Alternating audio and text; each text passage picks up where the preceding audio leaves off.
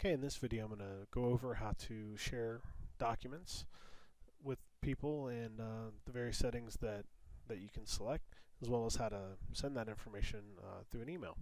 So once you open up a Google Doc and you name it, type whatever the information is. If you select the share button over here, notice it says private only to me, because all Google documents that you create are private only to you until you choose to share them with others. So once you click the share button, the very first thing I like to do is select advanced, because it'll show you all the options that are available. You can also just start typing in addresses here that will auto-populate from the staffordschools.net domain, and you can then select different edit options here. But again, I recommend you go to the advanced tab here to see everything. That's what I like to do. And what you'll see here is the link. This link up here is actually a unique URI or URL that will, if copied and pasted, will be able to take a person directly to the file that you're working on and sharing here. Again, it says private just to me. Once you hit change, you'll see that there are 5 various options. The highest level of sharing, meaning the most sharing that you can select, is up top, and the least level of sharing is at the bottom, and in between are ranges in between. So if you were to select this, that basically means you're sharing this document with anyone on the internet, and you don't need them to have a link. If they happen to stumble across it or do a Google search and this document comes up, they can find it. I have never selected this for any reason. I cannot think of a reason why anyone would need to do that. So I highly recommend this one never be selected unless you know what you're doing and there's a purpose for which I'm currently unaware. Second one is that anyone with the link can access the information. Now this I have done. If you go to a conference and you've got people from various organizations or around the country and you'd like them to see something that you've created for the presentation, that's a perfectly viable option. I typically select view only because you want anyone to view it. With any of these options, there are different access levels that can be configured down here: edit, comment, or view.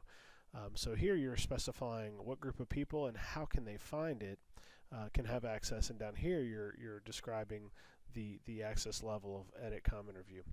So again, you see these icons here. That means anybody with the link. So public on the internet, anybody can stumble across it. The second one is if they have the link, they can access it, again from whatever level you give. And the third level is anyone at Stafford Schools, but notice there's no link there. That means that if you're in the staffordschools.net domain, you can do a search within our domain and find this document. I've never done that either because I typically only share intentionally with folks. This level here is anyone with this link in Stafford Schools can have access. I may choose this if perhaps I have data that I don't want to leave my domain ever, and I want only people who are Stafford County employees to view it or perhaps edit it or comment on it. And then this is the option that I almost always choose, which is just specific people I'm going to share with. So we'll go over that just a little bit. Again, down here you would just type people's names that you'd like to share with. So I'll choose my personal Gmail account as an example. I want to share edit, comment, or view. And let's say I want to give just comment access. We can do that, and if you want to send a copy of this email to yourself, you can, and you can also embed the item within the email if you prefer. I'll go ahead and choose both methods for this demonstration. If you deselect this notify people, that means that that person you're sharing with won't really get a notification. There will not be an email that goes to their inbox. They can stumble across it if they were looking in the shared with me directory in Google Drive, but typically I would recommend as a best practice to notify people, select add a message, and just say, hey, I'm sharing this with you, or whatever message you want to include. And then you click send.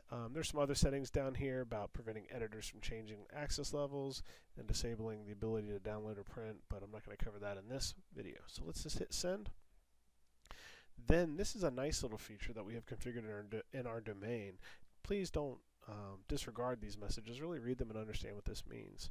This means that I'm sharing from my staffordschools.net account to a private Gmail account outside of our organization, and if I had any confidential data in here, I would really have to think about what I'm sharing. Of course, this is safe, so I'm going to select yes, and now that email just came to my inbox and I'll have it.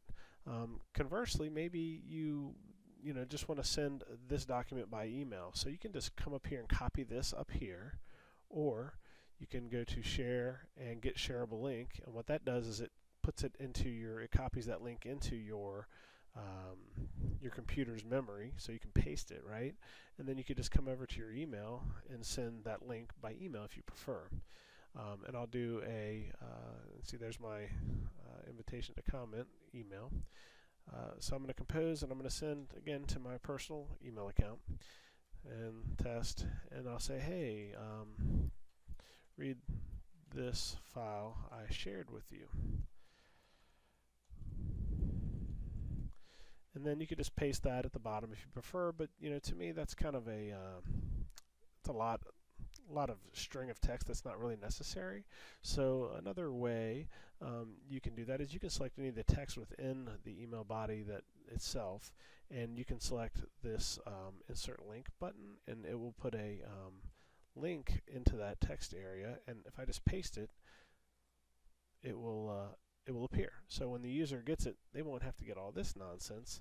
They'll just get a nice, neat, clean message, and then when they click here and click there, that'll take them directly to the file that you shared. So that's a nice, easy way to embed some links within an email of the text of your email itself. And of course, the previous method that I shared, when you email the message to someone, they'll get it right in their email. And if I just bring that over here and go to my inbox, you'll see what that looks like on the other end.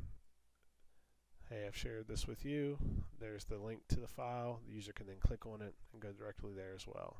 So there's multiple ways to send information once you've set up the sharing, and just wanted to share those couple things: how to share the various levels, those 5 different levels in the structure, and then the 3 different access methods. So again, we have the 5 levels here, and then the 3 different access methods, and then again the various ways that you can notify people that you shared the document with them. That's it. Thank you.